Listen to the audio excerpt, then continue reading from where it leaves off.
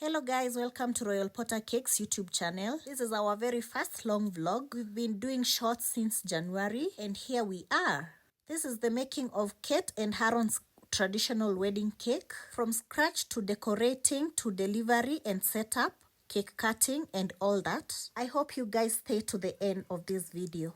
Kindly remember to subscribe and like our videos, share and comment down below. So what I was doing here is flavoring the cake batter because apart from that order, we had several orders for that day. So we opted to bake them all together.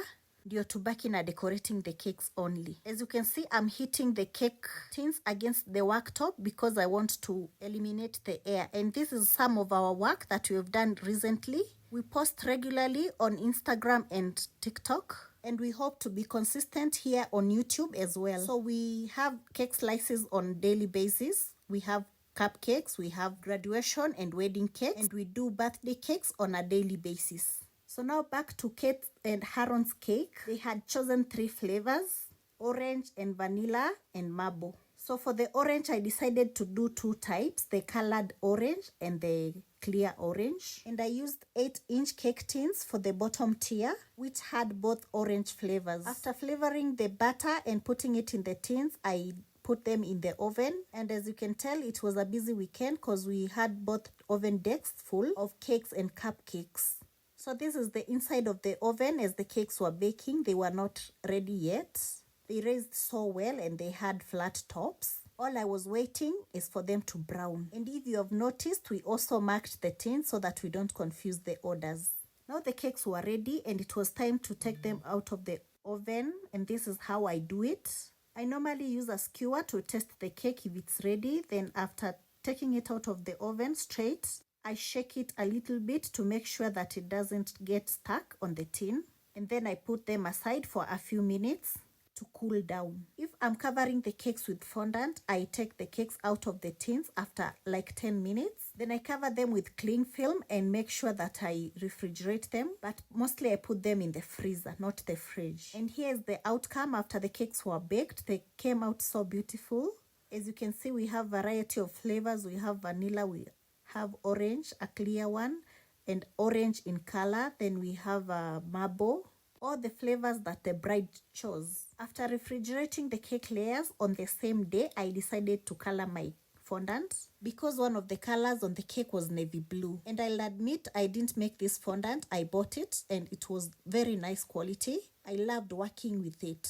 So first things first, I started by kneading the fondant to make sure it's in the good consistency, and I'm using shortening because when I use corn flour, it tends to change the consistency of my fondant. These are the little things that I learned along the way because I'm self-taught. The correct consistency of the fondant should be stretchy. Like when you stretch it, it doesn't cut into 2. I attained that, then I added color. I started with a blue gel color and I wanted it to be deep blue, so I put a little bit more on the fondant. Again, I started kneading to make sure that the color is well incorporated and all the parts of the fondant are uniform. The reason why I did it days before is because deep colors require time to set. And this is how my deep blue turned out. I absolutely loved it. And when making navy blue, I used only 2 colors. The first color, of course, is blue, and then the second color is red. With red, I normally add a little bit, a drop or 2, until I get the correct shade of navy blue that I want. I know you guys can see the difference, but it's still not where I want it to be, which is why I made it 2 days before. By the time I'm covering this cake, it had already set and came to the right shade that I wanted. I covered it in cling film, then I put it back to the tin that it came in. Our cake slices have been in the freezer since the day that I baked them. I took them out a few minutes before filling and covering them so that I can be able to trim them properly. And here I arranged them according to tiers. That was the first bottom tier, then the second tier. And this third tier came as a surprise to the bride. She had no idea on how it would look like. So I measured the cake before filling and covering it. And then I started with trimming. And this is the benefit of refrigerating your cakes before decorating them.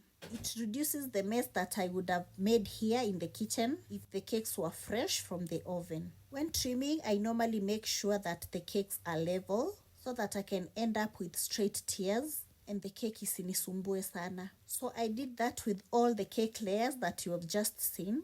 I trimmed the tops first, making sure that they are level. And I must admit that this orange came out so perfectly. It gave the cake such a good look from the inside.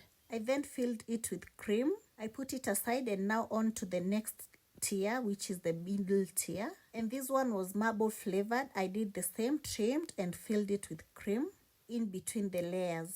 I made sure to put just a thin layer of cream in between the cake so that it can be safe because we were traveling so far. I put on the last layer and then I started trimming the sides of the cake. This helps to make sure the cake is straight and also to remove the excess cake on the sides. I then covered all the tiers off camera because I didn't have so much time. And this is how it turned out. I used the paneling method. That's why we have a strip at the back of the cake to hide where the two sides of the panel met. This is how I know the back of the cake and the front of the cake as well. I told you guys to trust the process. See how that navy blue turned out after 2 days.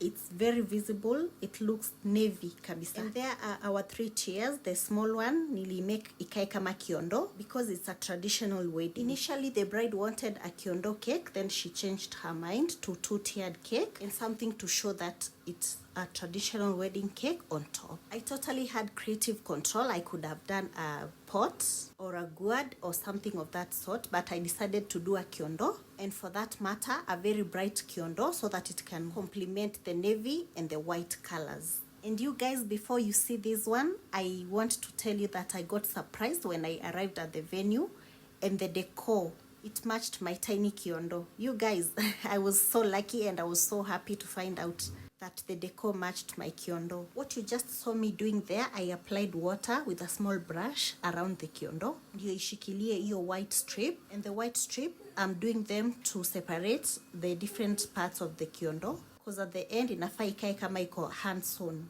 Here I was using my fondant smoothers to make my second strip. And again, I came in with like a brush with water just around the cake. The water acts like glue. Ndio inashikilia hizo strips and the other things that tutaekelea huku kwa hii fondant. Honestly, I love working on fondant cakes because they are less messy. Once you master the art, there is no going back. After placing the 2 strips, the white, za separate the kiondo details, here are the colors that I chose. Red, yellow, burnt orange, and beige. All the colors, I made sure that they seemed kind of neutral, not too bright and not too dull. And here I was spreading the fondant using a rolling pin and at the same time checking that it doesn't stick on the working top. At this point, all I wanted was a yellow strip to go around the cake as well. And that was simple, just cutting off a long strip. I made sure to measure the circumference of my cake so that when I cut the strip, it can fit. No much details, so I decided to go with the middle parts because it looked more straight. Again, I spread a little amount of water around the cake and then I placed the yellow strip at the middle. I was so careful not to add too much water because if I did so, all these fondant pieces that I'm adding would slide away. Knowing what's enough is paramount. I did the same with the bottom part of the cake, but this time around with a red strip. You guys can see the colors coming together and I don't regret choosing this color combination. Now on to making the details. On a red fondant, I came in with this rolling pin that has texture on it, pressing gently to give it a straight look on top. This was my first time using this rolling pin and I loved how the outcome came out. After measuring the strip on the cake, I cut the exact size of the red fondant so that from there I can cut small details to put on the cake and make it look like a kiondo. And since the details I wanted were many, I repeated the same process again of cutting the same size. And this was me contemplating if I should continue or just leave it at that. But at the end of it all, I added the details off camera and that's how it turned out. And now to the final parts of this cake making. At this point, I was really tired, but I was so happy. I transferred the bottom tier to the main board and then I added dowels so that they can carry the other tiers. Without these ones, the cake would sink because of the weight of the cakes that are on top of it. I then added the middle dowel. This one connects the bottom tier and the second tier. And I added a little royal icing on the area that the second tier will sit. I then found the bottom tier boring. I decided to do a stencil design to give it a beautiful look and also some texture. I applied some royal icing, which I colored in navy blue as well, because I didn't want to complicate the colors. I then scraped off the excess royal icing using a white scraper. I came in again with the white scraper and scraped off more. And then I peeled off the stencil, and this is how it looks. I know what you're thinking, but once it's dried, it will look so beautiful. Now time to stack the cakes. The second tier was just simple white, and it had a hole in the middle. So I just hopped it on the dowel and slipped it down. Those are the dowels that I had on it. Don't worry, it's something manageable. And then I placed my small kiondo on top, but it was not permanent because I was planning to carry it separately and stack it at the venue. This is how the canvas turned out before the message on the board and on the cake. I loved it already, and this was the message. I started by doing the one on the board, and since it was fondant, again I was using water as the glue, and then I started placing the letters one by one and arranging them so well so that the message can have like a semicircle layout. The message on the board was traditional wedding, and I did it with navy blue so that it can pop on the white board. I then placed the name on the white tier and decided to do a border using a navy blue fondant so that the cake doesn't look so boring. And this is how the border looked, and the name as well. This is how it turned out, Cate and Haron. I added some gold leaves and some pearls because she had requested some gold touches on the cake.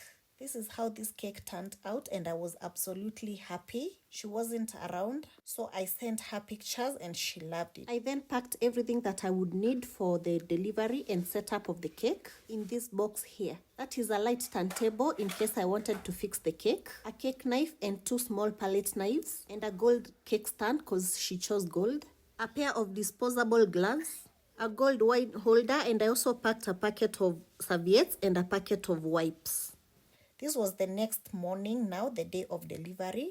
All I was doing is packaging this cake and just getting ready to leave for delivery. Yeah, this was us leaving, and the cake was going all the way to Machakos County, and I thank God the weather was really nice. It wasn't too hot.